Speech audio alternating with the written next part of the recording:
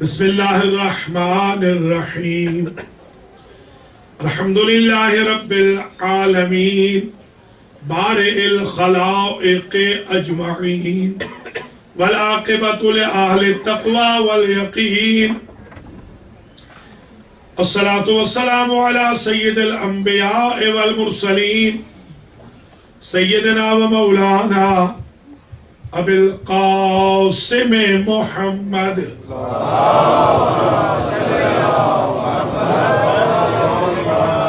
ثم الصلاة والسلام على أهل بيته الطيبين الطاهرين المعصومين المنتجبين الذين أذهب الله عنهم الرجس وطهرهم تطهيرا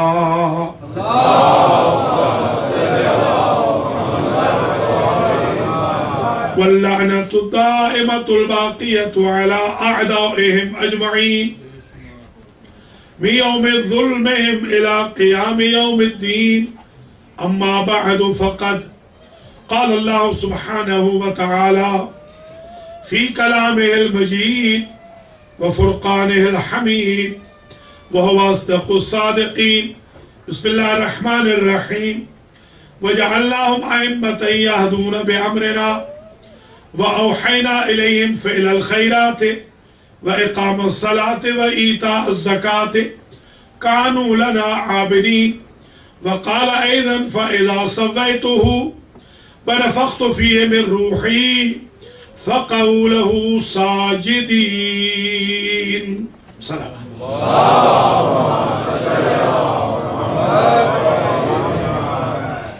محترم المقام ثقات الدین والاسلام جناب مولانا ڈاکٹر سراج الحسن عابدی صاحب قبلہ اور مولانا شیخ نعمت علی صدو قمی صاحب قبلہ و برادران خواہران ایمانی شاہ نجف امام بارگاہ الیگزینڈریا ورجینیا میں شب شہادت آدم آل محمد نوح اہل بیت عابد السجاد امام زین العابدین سید الساجدین راوی کربلا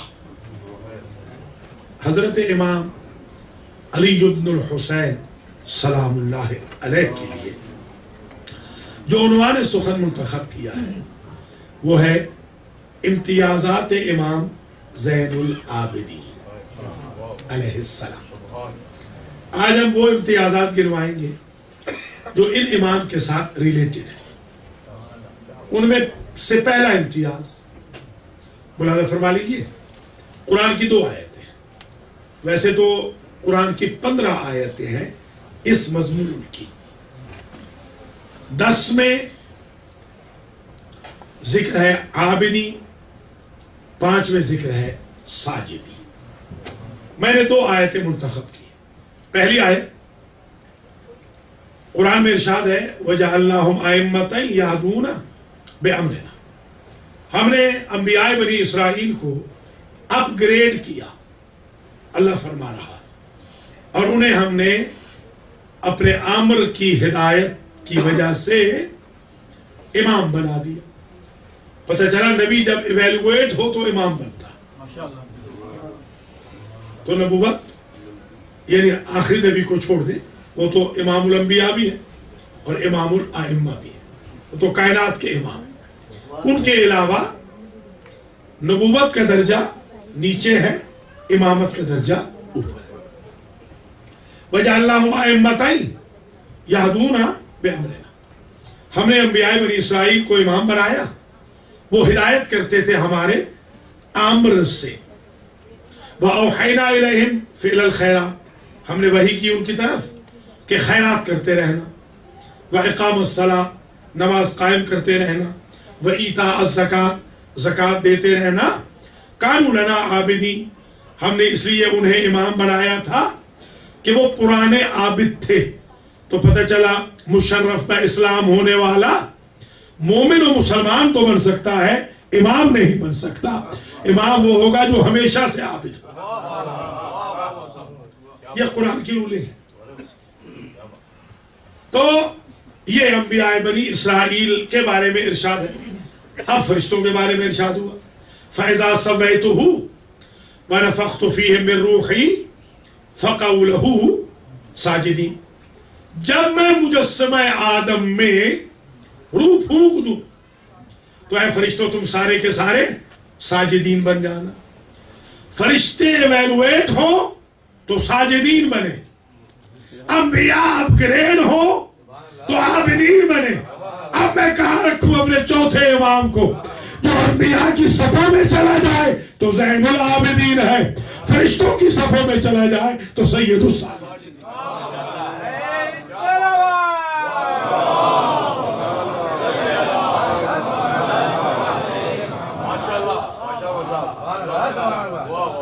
کائنات آدم و عالم میں یہ اعزاز کسی نبی و امام کو نہیں ملا کہ اس کا لقب ہو سید الساجدین. یہ صرف ان امام کے ساتھ مخصوص ہے. زین العابدین کوئی نہیں گزرا، بس یہی ہے. اور سینسٹیوٹی دیکھیں کہ جب کسی نے ان کو کہا السلام علیکہ یا امیر المومنین تو فرمانے لگے وہ کائنات میں ایک گزرا. کیا امتیاز ہے! یہ امتیاز جو امام علیہ السلام نے ہمیں بتایا ہے اس کا ہمیں بھی خیال رکھنا چاہیے. آج کل ہم القاب کا غلط استعمال بہت کر رہے ہیں. تو یہ پہلا امتیاز ہمارے چوتھے امام کا. دوسرا امتیاز کائنات میں کسی کو آل محمد کی کسی فرد کو آدم آل محمد نہیں کہا، حالانکہ ان کے بابا ہیں، ان کی ذریت میں باقی سارے امام آ رہے ہیں، 9 امام ان کی ذریت میں ہیں، مگر ان کو آدم آل محمد نہیں کہا. نوح اہل بیت، اہل بیت کی کسی فرد کو نہیں کہا گیا. یہ اعزاز صرف ان امام کا. میں بڑا حیران ہوں، آدم اہل بیت نہیں کہا، نوح آل محمد نہیں کہا. یہ عجیب ہے. آدم آل محمد یعنی جو نسبت آدم کی بشریت سے ہے وہ نسبت آل محمد کی سید سجاد سے. کچھ ملازم فرما رہے ہیں، یعنی کائنات تک بشر آدمی کہلائے گا، کائنات تک آل محمد والے عابدی کہلائے گا. یہ نسبت امام کو حاصل ہے. اور نوح اہل بیت، یہ اہل بیت کے نوح ہے. اب سمجھ میں آئی بات. حضور نے کہا تھا مثل اہل بیتی کا مثل سفینت نوح. میرے اہل بیت کی مثال سفینہ نوح کی طرح ہے، کشتی نوح کی طرح ہے. فمن رکبہا نجا ومن تخلف عنہا غرق وہوا. جو اس کشتی میں سوار ہو گیا وہ نجات پا گیا، اور جو سوار نہیں ہوا وہ ہلاک ہو گیا اور غرق ہو گیا. تو عبید اللہ ابن زیاد کی یا یزید کی یا پسر سعد کی یا شمر کی یا کوفیوں کی یا شامیوں کی یا عبد الملک ابن مروان کی یا مروان ابن حکم کی یا گورنر مدینہ کی وکالتوں کی کوشش نہ کیجیے گا. نور اہل بیت کا لقب بتاتا ہے تو سید سجاد کا مخالف ہے وہ یہاں غرق ہے، اور جو ان کا حامی ہے وہ وہاں بھی بیڑا پار ہے. یہ دوسرا اعزاز امام زین العابدین سلام اللہ علیہ. تیسرا اعزاز، اسے ذرا سمجھنے کے لیے ایک تاریخ کا ورق الٹنا پڑے گا. ابراہیم ابن ادہم ایک پرانا آدمی ہے، زمانے رسول کا انسان ہے، رسول کے آخری زمانے میں پیدا ہونے والا شخص. یوں سمجھ لیجئے کہ 90 سال کے لگ بھگ اس کی ایج ہوگی. وہ کہتا ہے میں بنی امیہ کا قاضی القضات ہے، مفتی اعظم، چیف جسٹس، قاضی شریح کو جس نے سبسٹیٹیوٹ کیا، اس کی جگہ جو آیا قاضی شریح کی جگہ. قاضی شریح وہ ہے جس نے قتل حسین کا فتویٰ دیا تھا. قاضی جب مسخ ہونے لگے تو یوں ہوتے ہیں. چیف جسٹس ہے یہ بنی امیہ کا، حج پہ جا رہا ہے. موسم حج کے دوران یہ اپنے قافلے والوں سے بچھڑ جاتا ہے. مدینہ کے مضافات میں کیا دیکھتا ہے کہ ایک 5 سال کا بچہ لق و دق صحرا میں حج کے لیے مکے جا رہا ہے.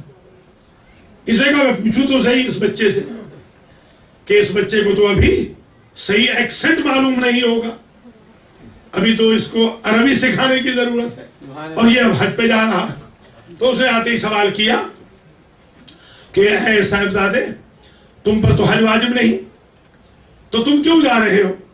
تو عربی فصیح میں اس صاحبزادے نے جواب دیا، شیخ جب میری پالنے والی ماں لکڑیاں جلاتی ہے تو میں دیکھتا ہوں کہ بڑی لکڑیوں کے ساتھ چھوٹی بھی جل جاتی ہے، تو صرف بڑوں کو تو موت نہیں آتی، موت تو چھوٹوں کو بھی آ سکتی ہے.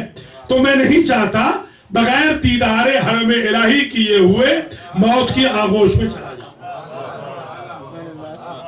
یہ فصاحت و بلاغت سن کر ابراہیم ابن ادھم کہتا ہے میں ورطہ حیرت میں آ گیا اور میری جستجو اور آگے بڑھی کہ یہ کون ہے آخر جو عربی فصیح اس دور میں بول رہا.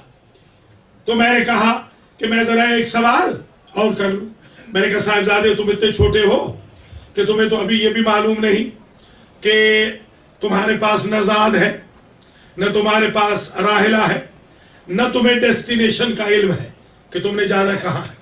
تو اس نے فصیح عربی میں جواب دیا کہ شیخ زادی تقوایا وراحلتی رجلایا وقصدی مولایا. تو نے پوچھا میرے پاس زاد راہ نہیں تو میرا تقوی میرا زاد راہ ہے، اور تو نے پوچھا میرے پاس سواری نہیں، میرے 2 پاؤں میری سواری ہے، اور تو نے پوچھا مجھے ڈیسٹینیشن معلوم نہیں تو میری ڈیسٹینیشن میرا مولا ہے. یہ سن کر میں اور حیران ہوا. میں نے کہا میں لگے ہاتھوں یہ پوچھ لوں کہ کیا پہنچ جاؤ گے اس ایج میں؟ یقین ہے تمہیں پہنچ جاؤ گے؟ تو اس بچے نے عربی فصیح میں کہا علی القصد وعلیہ الابلاغ. میرا کام تھا ارادہ کرنا، حج نام ہے ارادے کا، حج کہتے ہی ارادے کو. میرا کام تھا ارادہ کرنا، اس کا کام ہے پہنچا دینا. میں اپنے جاب میں کمی نہیں کر رہا ہوں، وہ اپنے جاب میں کمی نہیں کر رہا.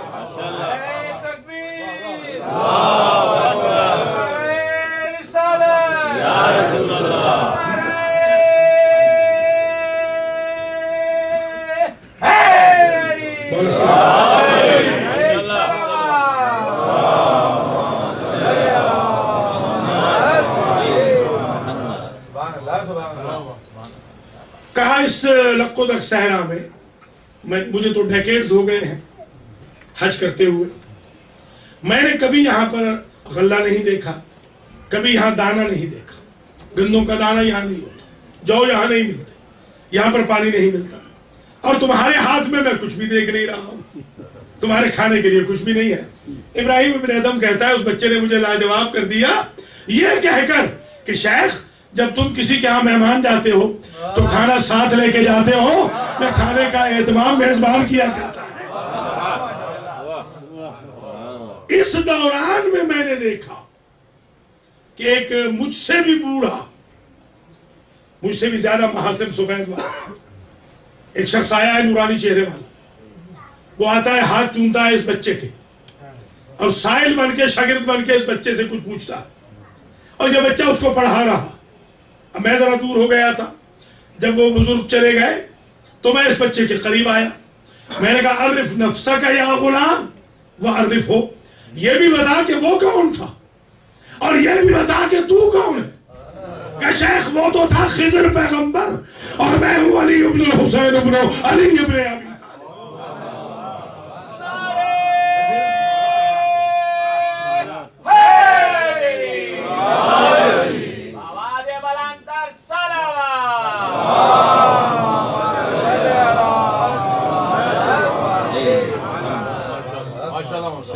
تو یہ خضر پیغمبر، میں نے پوچھا، ابراہیم ابن ادھم کہتا یہ خضر پیغمبر آپ کے پاس کیا لینے کے لیے آیا تھا؟ کہا کہ یہ پیغمبر میں اس لیے کہہ رہا ہوں کہ کچھ لوگوں کی نظر میں خضر پیغمبر نہیں ہے.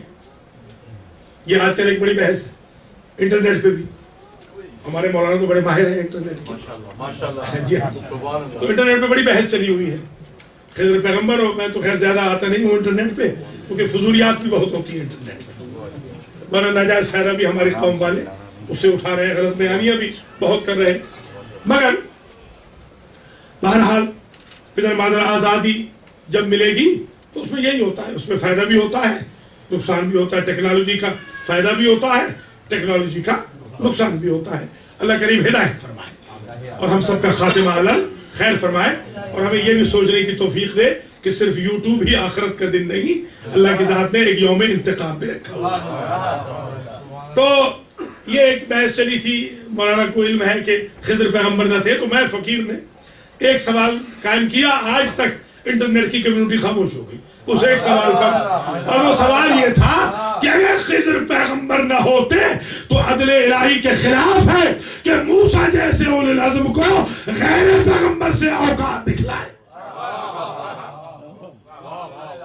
موسیٰ جیسے پیغمبر کو جو اوقات دکھلائی ہے وہ خضر کے ذریعے دکھلائی ہے, تو یہ شان پیغمبری میں گستاخی ہو جائے گی اگر خضر پیغمبر نہ ہو. تو کہا یہ کون ہے؟ کہا یہ خضر پیغمبر ہے. یہ کیا لینے آتے ہیں آپ کے پاس؟ تو علی بن حسین نے ارشاد فرمایا کہ ان کی اللہ نے ڈیوٹی لگائی ہے کہ ہم آل محمد میں سے جو فرد اویلیبل ہو یہ اس کو آ کے عرض ادب بھی کرے, عقیدت سے سلام بھی کرے, اور ان سے آ کر اس دن کا درس بھی پڑھے. اب میں کیسے سمجھاؤں؟ خضر وہ ہیں جنہوں نے کلیم اللہ کو, صاحب تورات کو, طور پر جا کے ہاٹ لائن پہ بات کرنے والے معصوم نبی کو, صاحب شریعت کو, اولو العزم کو اپنا شاگرد نہ بنایا, شاگردی میں قبول نہ کیا. کہا کہ خضر کی شاگردی کا لیول موسیٰ کلیم اللہ سے اونچا ہے, جس کی شاگردی کے لیول میں موسیٰ نہ بیٹھ سکے وہ حسین کے بیٹے کے سامنے زانوئے ادب طے کر رہا.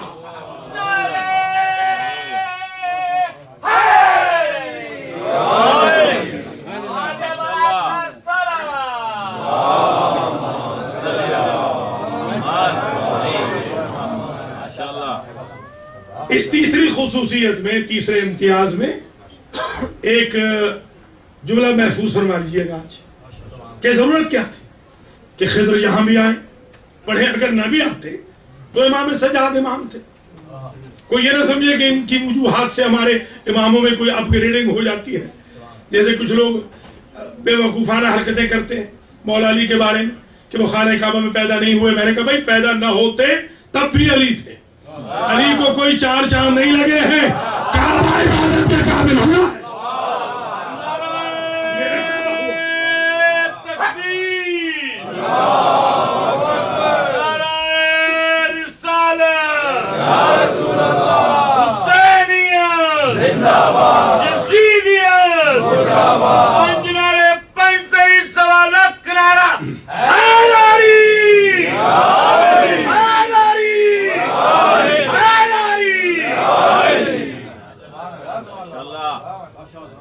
تو اگر نبی آتے خضر تو امام سجاد تھے. ان کی جو شخصیت ہے اس میں کوئی تھوڑی نکھار پیدا ہوگا کہ خضر آئے پڑھے تو وہ تب ان کا علم لدنی عام ہوگا. یاد رکھیے گا خضر خود علم لدنی والے ہیں. یہ عجیب منظر فکر ہے.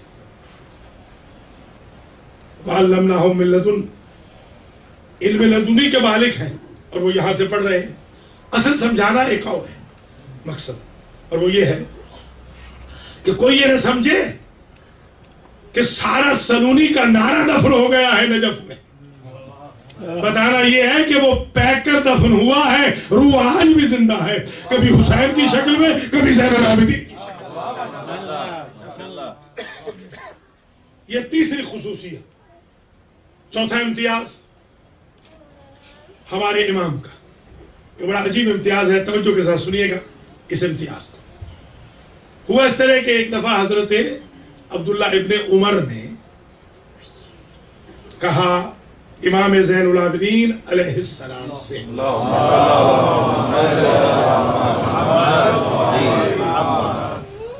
عرض کیا کہ سمعت انک تقول ان یونس، میں نے سنا ہے لوگوں سے کہ لوگ کہتے ہیں کہ آپ فرماتے ہیں کہ یونس جو مبتلا مصیبت ہوئے، لقی ما لقی فی الحوت، وہ جو شکم ماہی میں یونس گئے، آپ یہ دعویٰ کرتے ہیں کہ عرضت علیہ ولایت جدکم، آپ کے جد علی کی ولایت کو یونس کے سامنے پیش کیا گیا تھا.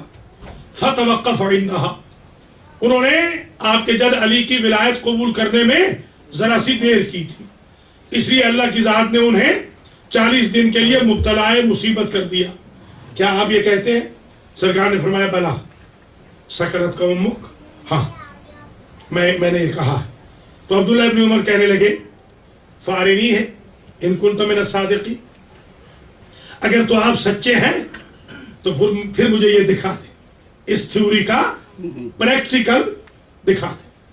قال عبداللہ ابن عمر، عبداللہ ابن عمر کہتے ہیں کہ امرانی بشد عینیہ بإصابت، آپ نے مجھے حکم دیا کہ دونوں آنکھیں بند کرو، اور وشد عینیہ بإصابت، امام نے اپنی آنکھیں بھی بند کی. وامرنی بفتح عینیہ، تھوڑی دیر کے بعد امام نے کہا اپنی آنکھیں کھولو.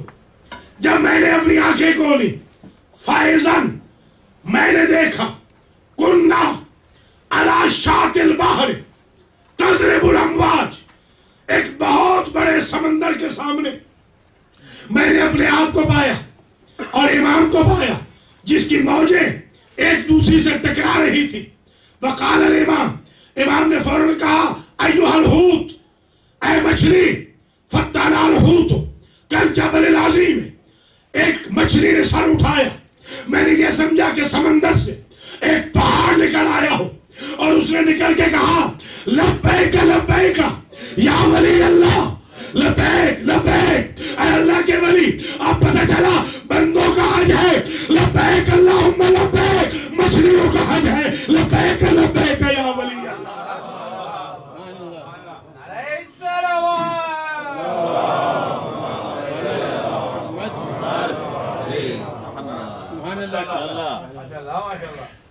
ولی اللہ کہا مچھلی نے، وہ حوت ہے فرزند رسول کو، عبداللہ ابن عمر کی موجودگی میں. عبداللہ ابن عمر کی روایت ہے، وہ کہتے ہیں قال، امام نے کہا انبئنا الخبر، اگر تو سمجھ گئی ہے اور آ گئی ہے ہماری صدا پر، لبیک تو نے کہہ دیا ہے، تو اے مچھلی تو بتا کہ خبر کیا ہے. اب عبداللہ ابن عمر کہتے ہیں کہ حضرت نے سوال میں یہ نہیں کہا کہ ہم کیوں آئے ہیں، توجہ فرمائیے گا. اس کا مطلب یہ ہے کہ اگر مچھلی زین العابدین کو لبیک کہہ دے تو اللہ اسے اتنا علم دے دیتا ہے کہ وہ امام کی مرضی کو سمجھ جاتی ہے. کوئی برادر فرمائے، کہا امام نے کچھ نہیں بتایا، امام نے کہا خبر بتا، اور اس نے قصیدہ پڑھنا شروع کر دیا محمد و آل محمد کا. اس نے کہا ما بعث اللہ نبیا من الانبیاء وعرضت علیہ ولایتکم اہل البیت، اللہ کے نبی کے بیٹے، اللہ کے ولی، اللہ نے کوئی نبی ایسا پیدا نہیں کیا کہ جس کی ولادت کے بعد آپ اہل بیت کی محبت و مودت کو، ولایت کو اس کے سامنے پیش نہ کیا ہو. فمن قبلها، جس نے فوراً قبول کر لیا، نجا و تخلصا، وہ نبی نجات پاتا گیا اور آگے بڑھتا گیا. ومن توقف عنها، اور جو نبی ذرا سا تحمل کرتا گیا، لقیا ما لقیا آدم من المعصیت، تو اس کو امتحان میں مبتلا ہوتا گیا. ولقیا ما لقیا نوح من الغرق، ولقیا ما لقیا ابراہیم من النار، ولقي ما لقي داود من الخطيئة، ولقي ما لقي أيوب من الضر. وَلَقِيَ مَا لَقِيَ يُوسُفُ مِنَ الْجُبِّ إِلَىٰ أَنْ صَارَ يُونُس، جس نبی نے اقرار کیا وہ فوراً نجات پاتا گیا، جس نے دیر سے اقرار کیا اقرار کے وقت نجات پاتا گیا۔ آدم کو نجات ملی تو آپ کی ولایت کی وجہ سے، نوح غرق ہونے سے بچے آپ کی ولایت کی وجہ سے، ابراہیم آتش نمرود سے بچے آپ کی ولایت کی وجہ سے، ایوب کی تکلیف ختم ہوئی آپ کی ولایت کی وجہ سے، داؤد کی خطا معاف ہوئی آپ کی ولایت کی وجہ سے، یوسف چاہ سے نکلے آپ کی ولایت کی وجہ سے۔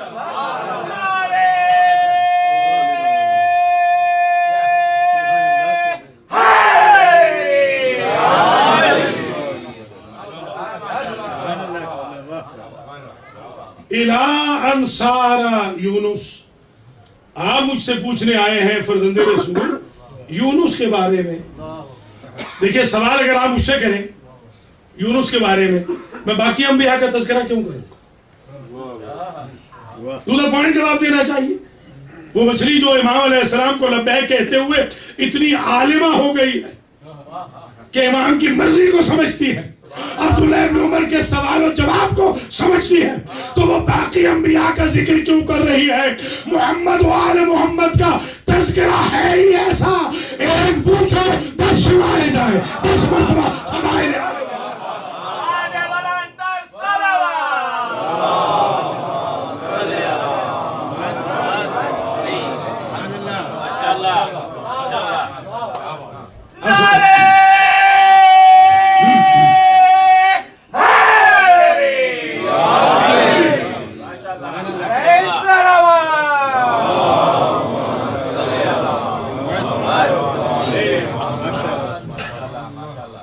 جب یونس آئے نا فرزند رسول، قال اللہ سبحانہ وتعالی، اللہ نے فرمایا یا یونس تولی علی امیر المؤمنین، ولایت کا اقرار کر اس علی کا جو مومنوں کے امیر ہے، امیر المؤمنین کا اقرار کر، والائمۃ الراشدین من صلبہ، علی کی اولاد میں سے 11 اماموں کی بھی ولایت کا اقرار کر۔ پتہ چلا انبیاء اثنا عشری گزرے ہیں، آپ امتوں کے بارے میں کوئسچن ریز کر رہے ہیں۔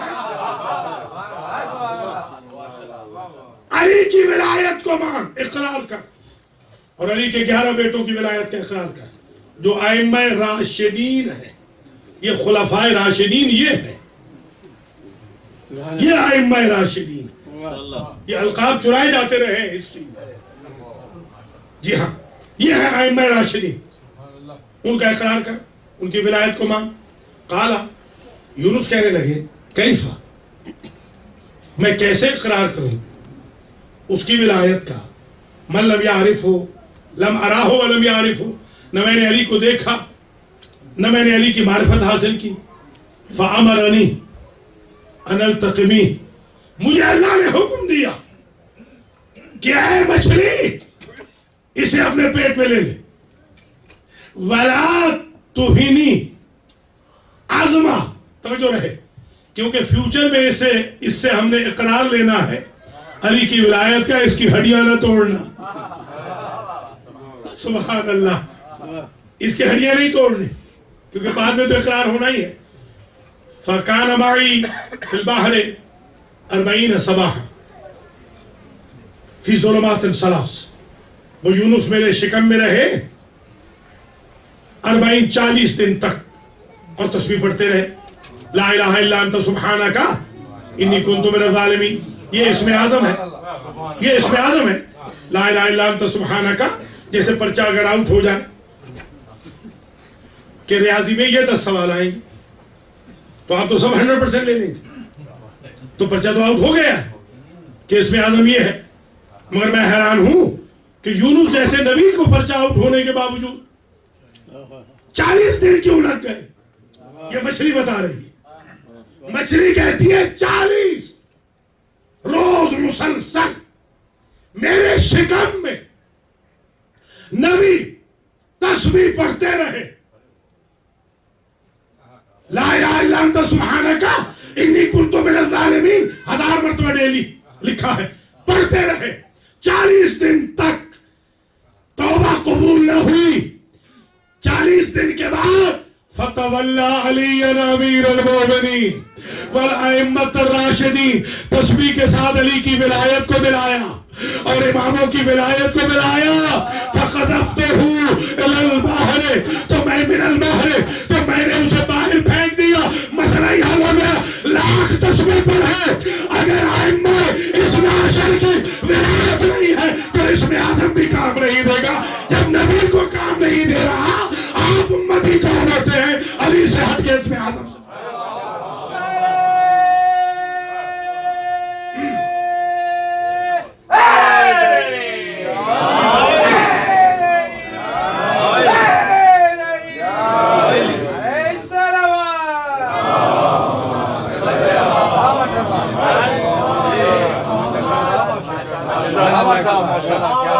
کچھ ریسرچ ورک سمجھ میں آ رہا ہے فَقَذَفْتُهُ مِنَ الْبَحْرِ إِلَى السَّاحِلِ میں نے سمندر سے نکال کر علی کی ولایت کے اقرار کے بعد علی کے 11 بیٹوں کی ولایت کے اقرار کے بعد یونس کو میں نے پیٹ سے نکالا اور ساحل پہ رکھ دیا یہ بتایا کس نے اس مچھلی نے اب یہاں ایک جملہ ہے خدا کی قسم ساری تقریر اس ایک جملے کے لیے کی ذرا توجہ فرمائیے جب وہ کہا تھا نا کہ تضرب الامواج وہ موجیں ٹکرا رہی ہے رق و دق صحرا سے گزرتے ہوئے کیا طی الارض ہے امام کے پاس آپ کو یاد ہوگا عبداللہ ابن عباس کو مولا علی نے سیر کرائی تھی 2-3 مخلوقوں کی اور وہ گھبرا گئے تھے انہوں نے کہا تھا کہ مولا بس واپس چلے اب آگے ہمت نہیں ہے تو مولا نے کہا تھا اللہ کی ذات نے ایسے 18,000 عالم پیدا کیے جن میں سے 2-3 کو دیکھ کے تم گھبرا گئے اور عبداللہ ابن عباس یاد رکھنا ہر عالم پر تمہارے امام کی عبادت کو فرض کیا کیا وہ انہوں نے عبداللہ ابن عباس کو دکھائے تھے اور اس وقت کے علی نے عبداللہ ابن عمر کو دکھائے یہ جب طی الارض ہو گیا وہ مدینہ سے کوسوں میل کا دور کا سفر کر کے یہاں آ گئے تو ایک مرتبہ عبداللہ ابن عمر کہتے ہیں میں نے جب دیکھا کہ سمندر کی موجیں یوں لگتا تھا کہ مجھے بھی نکل رہی تو میں نے ایک مرتبہ امام کو پکڑا اور میں نے امام سے کہا رقبتی دمی دمی علی رقبتک یبن رسول اللہ رسول کے بیٹے مجھے آپ بچا لیجئے پتہ چلا ان کا جدی پشتی پیشہ ہے کہ جب ڈوبنے لگتے ہیں تو وقت کے علی کو کہتے ہیں اگر یہ نہ ہوتا تو ہم ہلاک ہو گئے ہوتے تو یہ اعزاز آپ نے ملاحظہ فرمایا اب تک جو میں نے آپ کی خدمت میں 4 امتیازات امام زین العابدین علیہ السلام کے گروہ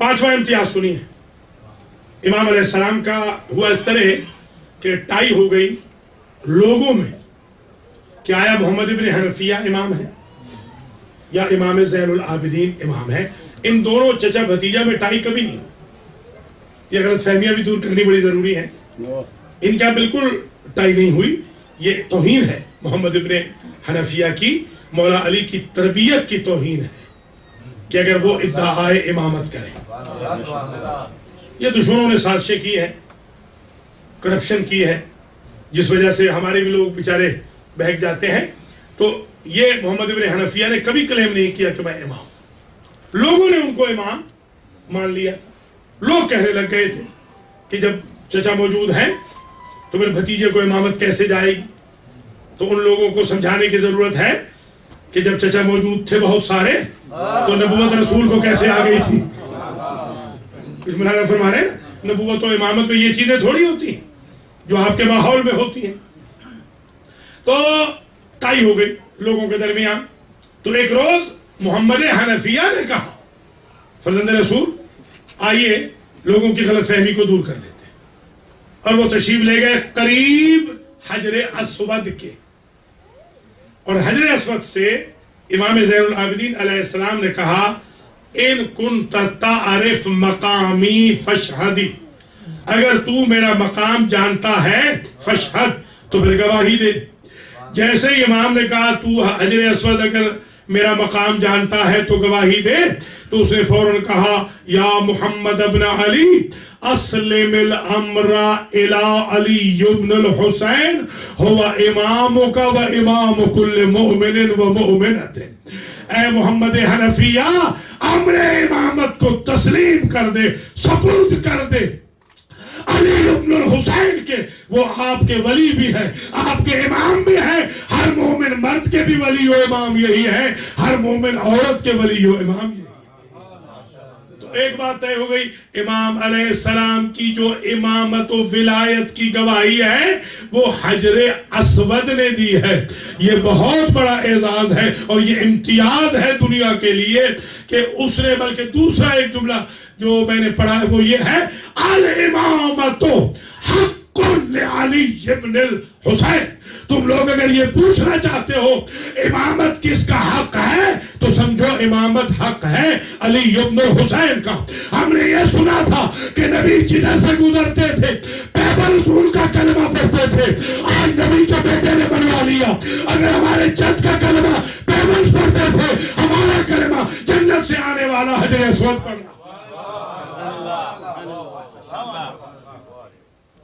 یہی حجر اسود، یہ اگلا امتیاز، چھٹا امتیاز سمجھ لیجئے، یہی حجر اسود ایک مرتبہ رکھنا تھا کعبہ کے اندر،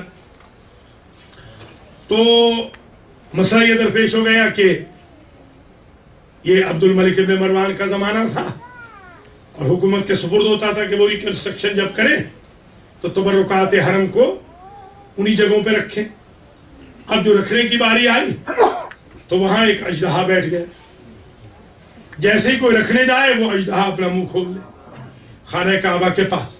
پتہ چلا یہ اژدہا ہر دور کے امام کے پاس آتے رہے، تو اب ظاہر ہے کہ پریشان ہو کر اموی حاکم نے کہا، مشورہ کیا کہ یہ اژدہا کیسے ہٹے گا، تو کسی نے کہا کہ وقت کے علی کو بلانا پڑے گا۔ مولا کو بلایا گیا، جیسے امام تشریف لائے امام کی عظمت کو سلام کرتا ہوا اژدہا واپس چلا گیا اور حجر اسود نصب ہو گیا۔ یہ امام کی امامت کی ایک اور دلیل آ گئی کہ امام اسے نہیں کہتے جو سانپ سے ڈرے، امام اسے کہتے ہیں جس سے اژدہا ڈرے، خواہ پہلا علی ہو یا بیچ والا علی ہو۔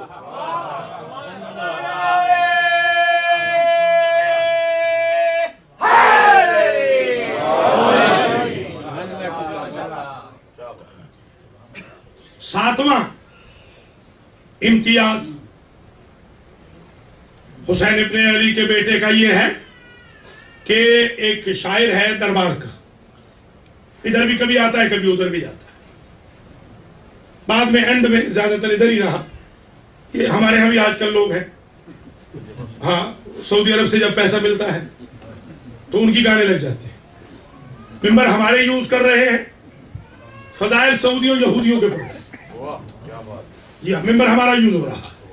یہ ممبر تو بھائی وضع کیا گیا ہے محمد و آل محمد کے تذکرے کے لیے اور تبلیغ کے لیے، امر تبلیغ، امر بالمعروف اور نہی عن المنکر کے لیے، تاکہ لوگ جائیں تو یہ سمجھ کے جائیں کہ جن کا امام زین العابدین ہے ان کو بغیر عبادت کے نہیں رہنا چاہیے، جن کا امام سید الساجدین ہے ان کی زندگی میں سجدہ ہونا چاہیے، جن کے امام نوکے نیزہ پہ قرآن پڑھتے ہیں ان کی زندگی میں قرآن ہی قرآن ہونا چاہیے، جن کے امام اول وقت میں نماز پڑھتے ہیں غلاموں کو بھی اول وقت میں نماز پڑھنی چاہیے، جن کے اماموں کی زبانوں پہ اخلاق کے پہرے ہیں ان غلاموں کو بھی مجسمہ اخلاق ہونا چاہیے۔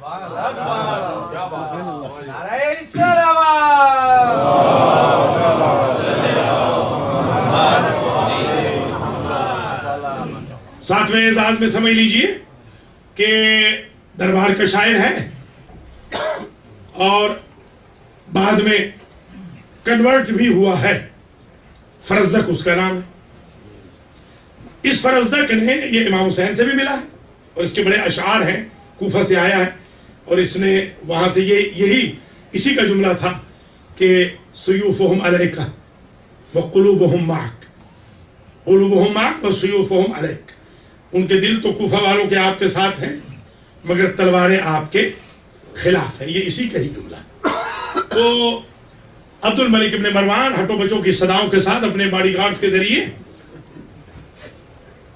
وہی جاہو جلال کے ساتھ لاہو لشکر کے ساتھ آ رہا ہے پروٹوکول کے ساتھ, اور اس کو کوئی کعبے تک پہنچنے نہیں دے رہا. اتنا رش ہے, اتنا ہجوم ہے, اتنی بھیڑ ہے. تو وہاں پر ایک صاحبزادہ ہے جس کے پاس کوئی باڈی گارڈ نہیں, کوئی مجمع ہٹانے والا نہیں. اس صاحبزادے کو دیکھ کے خود بخود مجمع راستہ دیتا ہے. عبد الملک ابن مروان حیرت سے پوچھتا ہے اپنے حوالیوں موالیوں سے, درباریوں سے کہ یہ بتاؤ یہ کون ہے آخر, اس کے پاس تو کوئی بھی نہیں مجمع ہٹانے والا, ہمیں کوئی راستہ نہیں دے رہا اور اس کا کوئی راستہ نہیں روک رہا. تو آپ برجستہ کا فرض تکڑے, ھذا الذی یعرف البطح وطعتہ والحل یعرفہ والحل یعرفہ والحرم. یہ وہ ہے کہ جس کی قدر کو خود کعبہ جانتا ہے.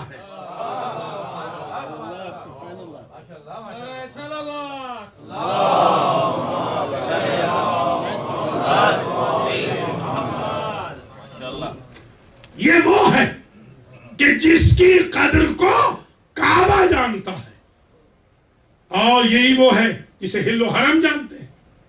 اسے تو حرم جانتا ہے, اسے ہل جانتا ہے. تو جب یہ ہٹو بچوں کی آوازوں والا گھبرایا تو فرزدق نے سوچا کہ میں اپنا قصیدہ مکمل کیوں نہ کروں. قصیدہ جب مکمل کیا تو اسے آخری جو شعر کہا اس پر قلم توڑ دیا. کہا اگر اس کے بارے میں پوچھتے ہو یہ کون ہے تو سنو, ما قال لا الا فی التشہد.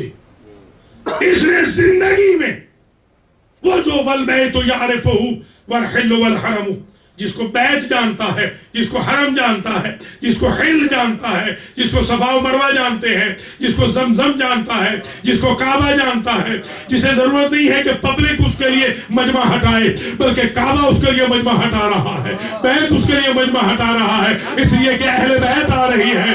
اہل بیت آئے تو بیت ہی مجمع ہٹاتا ہے.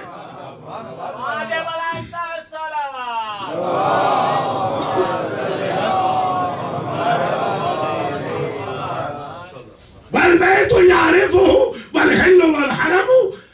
کہا ما قال لا الا فی تشہدہ ولولا التشہد کان لاؤہ نعم. یہ عجیب امتیاز ہے حسین ابن علی کے فرزند کا. ایسا شعر آج تک ہسٹری میں رقم نہیں ہوا کہ جو مخالفوں نے سوال کیا ہے تو اس کے جواب ان کے جواب میں لکھا اور کہا گیا, اور وہ شعر یہ ہے کہ اس شخص اس صاحبزادے نے اپنی زندگی میں کسی کو لا نہیں کہا, نہ نہیں کہا. اس کی لغت میں نہ نہیں ہے, اس کی ڈکشنری میں ڈینائل نہیں ہے, اس کی ڈکشنری میں ریجیکشن نہیں ہے, اس کی ڈکشنری میں نہیں ہے ہی نہیں.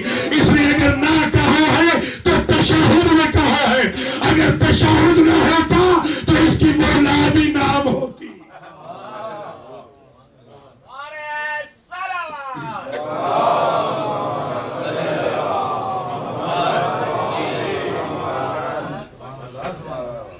یہ 7واں امتیاز. 8واں امتیاز امام سجاد علیہ السلام کا یہ لقب سجاد. یہ لقب کیوں پڑا؟ کہتے ہیں جب بھی آپ کو نعمت ملتی تو آپ سجدہ کرتے. اس کو کہتے ہیں سجدہ شکر. یہ انہی کی طرف ہوتا ہے جن میں نعمت ہو, وہ غدیر میں جن کے ہاں اتمام نعمت ہو. جن کے ہاں نعمت کی کمی ہوتی ہے وہ سجدہ شکر نہیں کرتے. سجدہ شکر, جی ہاں, سجدہ شکر نعمت والوں کیا. قرآن کہہ رہے کہ نعمت علی تو یہاں بیٹھے. جی صحیح ہے, وہ بھی نعمت علی تھی جس کی وجہ سے اسلام مکمل ہوا.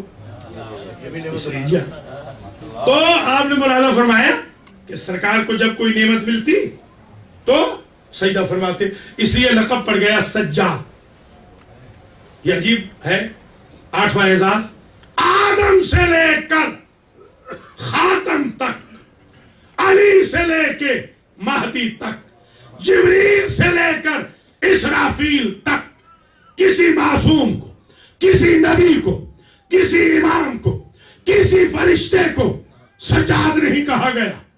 سجاد کہا گیا تو صرف امام علی ابن الحسین کو، اس لیے کہ جب بھی نعمت ملتی تو سجدہ کرتے تھے۔ سب سے بڑے سجدہ کرنے والے سجاد ہے۔ توجہ رہے جملے پہ، ایک مرتبہ نعمت بازار میں ملی، بازار میں سجدہ کیا، کندھے پہ ہاتھ رکھ کے غلام نے کہا کہ یہ سجدہ تو گھر ہو سکتا تھا۔ آپ نے فرمایا کس کو یقین ہے کہ گھر پہنچ جائے گا؟ جیسے ہی نعمت ملتی جائے سجدہ کرتے جاؤ تاکہ نعمتوں میں اضافہ ہو۔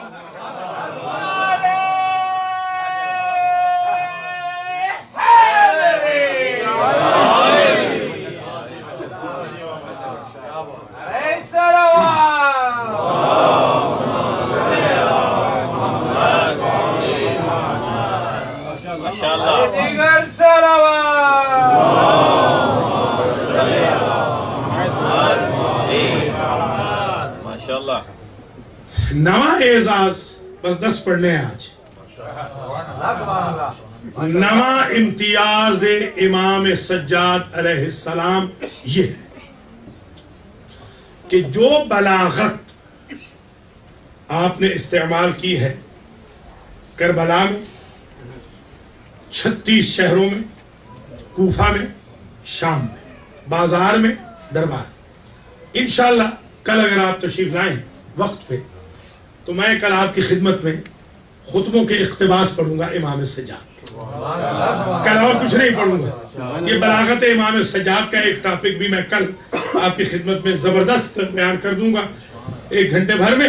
تو آج میں چاہتا ہوں صرف اس کی ہیڈ لائن عرض کر دوں، کل جو میں نے پڑھنا ہے اس کی ہیڈ لائن، تاکہ اندازہ ہو جائے کہ کل کی تقریر کیا ہے، بلاغت سجاد کیا ہے۔ نویں امتیاز میں بلاغت سجاد، بلاغت امام۔ مثلا جب دربار یزید میں سرکار کھڑے ہیں تشریف فرما اور خطیب بنی امیہ کے فضائل پڑھ رہا ہے، تو خطیب کی آنکھوں میں آنکھیں ڈال کے امام کہتے ہیں ایھا الخاطب، تو نے اے خاطب بڑا گھاٹے کا سودا کیا، دنیا کے عوض آخرت بیچی ہے۔ کل ڈیٹیل آئے گی۔ خاطب کیوں کہا؟ اوریٹر کے لیے لفظ ہوتا ہے خطیب، خاطب کیوں کہا؟ یہ بلاغت ہے امام کی۔ یہ لفظ میں نے کسی امام کے خطبے میں نہیں دیکھا، یہ صرف امام سجاد کا کمال ہے۔ ایھا الخاطب، اے خاطب، خاطب کہتے ہیں بولنے والے، خطیب بھی کہتے ہیں بولنے والے۔ اب میں نے جب ریسرچ کی، ظاہر ہے میں نے صرف نحو میں دیکھا، گرامر میں دیکھا، تو خاطب ہے اسم فاعل، خطیب ہے صفت مشبہ۔ اسم فاعل وہ ہوتا ہے جو کبھی ہو کبھی نہ ہو، صفت مشبہ وہ ہوتی ہے جو ہمیشہ ہو، عالی جو کبھی بلند ہو کبھی نہ ہو، اسے کہتے ہیں عالی، علی جو ہمیشہ بلند۔ صفت مشبہ سمجھ میں آگئی؟ شارف، یہ شریف اسی سے نکلا، شارف جو کبھی شریف ہو کبھی شریف نہ ہو،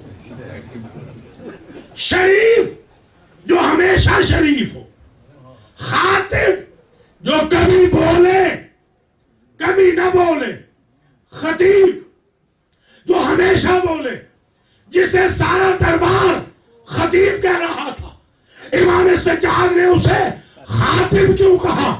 اب تو میں نے اس کا اینڈ دیکھا، اس خطیب کی عاقبت دیکھی تو امام کی بلاغت سمجھ میں آ گئی۔ امام نے خطیب اس لیے نہیں کہا کہ کل تو اس پہ عذاب ہونے والا ہے، کل اس میں گونگا ہو جانے والا ہے، آج بول رہا ہے کل تو بول نہیں سکے گا، اس لیے خاطب کہا ہے، خطیب نہیں کہا۔ آج کے بولنے کی سزا یہ ہے کہ جب کل ہوگا تو تم گونگے ہو جاؤ گے، سم بکم عمیون۔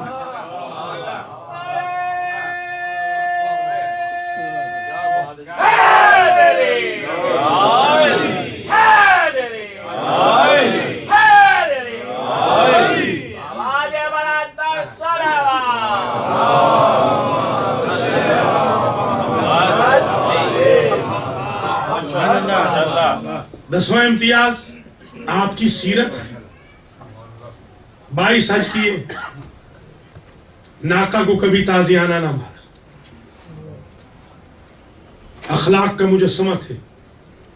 ایک روز جا رہے تھے, صبح کے وقت غلے سے لدا ہوا اونٹ تھا, اور حسین بن امیر جو اس وقت گورنر تھا مدینہ کا, قاتل علی اکبر, قاتل امام حسین کے قاتلوں میں شامل, ان 10 میں شامل ہے جنہوں نے علی اصغر کی لاش کو نوک نیزہ پہ سوار کیا تھا. ان میں شامل ہے جنہوں نے خیام جلائے تھے. دشمنی کا اندازہ لگا لیں. وہ گورنر ہے, اس کو قحط پڑ گیا تھا. صبح کے وقت اس نے دیکھا کہ ایک شخص ہے کمر جھکائے ہوئے, غلہ لے کے جا رہا. کہا کہ شیخ بوڑھے, یہ غلہ مجھے بیچ دو. کہا یہ فقراء کا مال ہے, تم یہ لے لو, ہم ان کے لیے اور لے آئیں گے.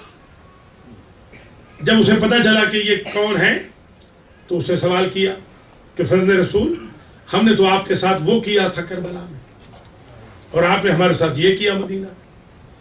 حسین بن علی کے فرزند کا جواب, یہ امتیاز سمجھ کے اڈاپٹ کر لیجئے گا اسے کریکٹر میں, کردار میں. شیعہ اسے کہتے ہیں جو اپنے اماموں کے کریکٹر کا پرتو. شیعہ سایہ کردار اہل بیت ہوتا ہے. شیعہ صرف سلوگنز کا نام نہیں ہے, شیعہ صرف بے عمل پارٹی کا نام نہیں ہے, با کردار پارٹی کا نام ہے شیعہ علی ابن ابی طالب. شیعہ کے کردار سے اماموں کا کردار پتہ چلے. امام نے جب جملہ جواب میں کہا حسین, کربلا میں ہم تمہارے مہمان تھے اور وہ تمہاری مہمان نوازی تھی, اور آج مدینہ میں تو ہمارا مہمان تھا اور یہ ہماری مہمان نوازی. جو اپنے باپ کے قاتل کو, بھائی کے قاتل کو غلہ دے, اسے سید سجاد کہتے ہیں. بس تقریر تمام ہوئی. خطیب کے لیے ضروری ہوتا ہے کہ اس کے ہاتھ کھلے. اب یہ لاسٹ ویک کسی وجہ سے میرے لیفٹ آرم میں تکلیف ہو گئی تھی. 5 مجلسیں نیو یارک نیو جرسی میں بڑی مشکل سے, ذرا سی تکلیف تھی. خطیب کے لیے ضروری ہے کہ اس کے ہاتھ کھلے ہوں, وہ ما فی الضمیر کو اپنے ہاتھ کے اشاروں سے سمجھا سکے, اور اس کے لیے ضروری ہے کہ اس کی گردن جھکی ہوئی نہ ہو تاکہ وہ لوگوں کو دیکھ سکے. اور یہ بھی ضروری ہے خطیب کے لیے کہ اس نے پراپر ڈریس ہو, وہ اس نے لباس صحیح پہنا ہو. اگر مجھے آپ عام یہاں کے سوٹ وغیرہ میں تقریر کرائیں تو میں نہیں کر پاؤں. پراپر ڈریس, ویل ڈریس ہونا ضروری ہے. جتنی خطابت کی ضروری ہے کہ آواز بھرائی ہوئی نہ ہو, مگر جتنی بھی خطابت کی ساری سبیلیں ہیں وہ منفی تھی سید سجاد کی. گلے میں توق خاردار تھا, پاؤں میں بیڑیاں تھیں, ہاتھوں میں ہتھکڑیاں تھیں, گردن جھکی ہوئی تھی. مگر کمال یہ ہے کہ اس خطیب نے سارے ریسورسز نہ ہونے کے باوجود وہ خطابت کی کہ اونٹوں کی گھنٹیاں تک خاموش ہو گئی. سید سجاد کے مصائب پڑھنے کے لیے کلیجہ چاہیے, کیونکہ ہر شہید, ہر مقتول کا آلہ قتل بھی معین ہے, مقتل بھی محدود ہے. یہ کائنات کا واحد شہید ہے جس کا مقتل بھی معین نہیں, آلہ قتل بھی محدود نہیں. کچھ کربلا میں قتل ہوئے, کچھ سامرہ میں, کچھ کاظمین میں, کچھ طوس میں, مگر کچھ مدینے میں. یہ واحد فرد اہل بیت ہے جو ہر موڑ پہ قتل ہوئے, ہر دربار میں مارے گئے, ہر بازار میں قتل ہوئے. اللہ اکبر. شب عاشور میں راوی نے لکھا کہ ایک وقت ایسا آیا کہ سید سجاد نے اپنے بابا سے کہا, بابا یہ ممکن نہیں کہ آپ کے اصحاب کے خیمے میری پھوپھیوں کے خیموں سے ذرا دور لگا دیے جائیں. کہا کیوں بیٹا؟ کہا اس لیے کہ یہ پڑھتے تو قرآن ہے, پڑھتے تہجد ہے, مگر میری پھوپھیوں کے کانوں تک ان کی آواز آ رہی ہے. امام جواب دیتے ہیں, بیٹا آج ہمارا نظام ہے, کل اگر خیمے بچ جائیں تو جہاں مرضی ہے لگا لینا. اللہ اکبر. یہ غیرت کا عالم تھا سید سجاد کا. سید سجاد کو جو آپ سنتے ہیں کہ یہ مریض تھے، اتنے مریض نہیں تھے، بس اتنے مریض تھے کہ ان سے جنگ ساکت تھی، جہاد ساکت تھا. کربلا سے پہلے وہ خون تھوڑی روتے تھے. یہ جو خون رونے لگے اس کی بھی ایک وجہ ہے. ہمارے مجتہد تھے آیت اللہ علامہ حسین بخش جاڑا. سن 1990 میں جب میں امریکہ آ رہا تھا، انہی چند دنوں میں ہی ان کی ڈیتھ ہو گئی اتفاق سے. تو میں ان کی خدمت میں حاضر ہوا کربلا گاہ شاہ لاہور میں. تو میں نے ایک بات پوچھی کہ قبلہ آپ مجتہد بھی ہیں، عالم بھی ہیں، ذاکر بھی ہیں اور شہنشاہ مصائب ہیں، تو آپ نے تو کئی اماموں کی زیارت کی ہوگی. کہنے لگے ہاں دیکھا تو سب اماموں کو ہے بیٹا، ایک امام سجاد کا جملہ بتاتا ہوں. کہنے لگے میں نے امام سجاد کو عالم رویا میں دیکھا اور میں نے کہا کہ مولا آپ راضی ہیں نا میرے اوپر؟ میں نے آپ کے سارے مسائل بیان کر دیے ہیں نا، آپ راضی ہیں نا؟ امام نے کہا حسین بخش 61 ہجری سے لے کر آج تک شیعہ جتنے روئے ہیں نا، ان کا سارا گریہ میری بہن کو لگنے والے ایک تمانچے کا مداوع نہیں ہو سکتا.